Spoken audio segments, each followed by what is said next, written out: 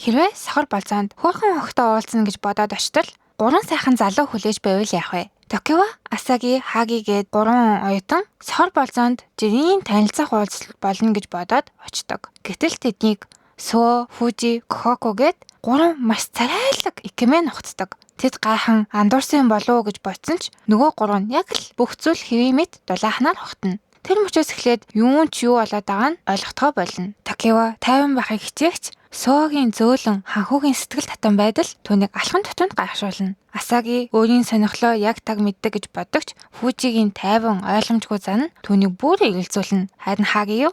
Түүний эргэн тойронд нөхцөл байдал улам эмх замраагүй болж байгаа ч гэсэн ямар ч байдал тэрээр амархан дасчихна. Энгийн ихэлсэн уулзалт удалгүй буруу ойлголт, самсаргүй сэтгэнэл гэнэн ч нөхцөл байдлыг гартаа авч байгаа нь ойлгохдохын аргагүй хүчүүдээр дүүрнэ. Тэгээд яг үнэндээ юу? Тэр 3 икемэн бол зүгээр л эрэгтэй хувц өмсөх дуртай эмэгтэй. Аниме нь 3 хэсэгтэй бөгөөд тус бүр нь өөр хостой төвлөрч тэдний харилцаа хэрхэн өөрчлөгдөж байгааг харуулна. Аокава Ханагийн мангаас сэдвэлсэн Гокони Итара Онага Инакатта Ханаши 10-10 огт нь хөөхөн гэхдээ икемэн болохоор бүү царайлаг.